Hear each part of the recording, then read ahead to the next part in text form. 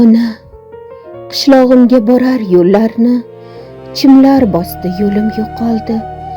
Duolarga ochiq qo'llarni bugun izlab ko'zlarim toldi.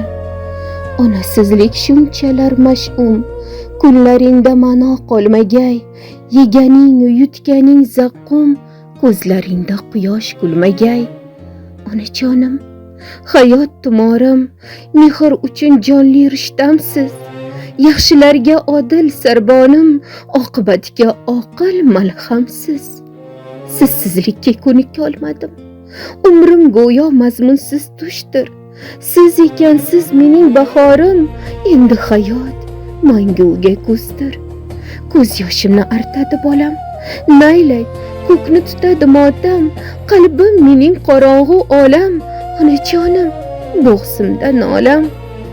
Jannatlarga munosibimsiz, siz o'zimning mohiy tobimsiz. Toliyimdan o'rgilay bugun, sizga farzand bo'lganim uchun. Ona, qishlog'imga borar yo'llarni chimlar bosdi, yo'lim yo'qoldi. Saodat jurnali bosh muharriri o'rinbosari Feruza Oripova.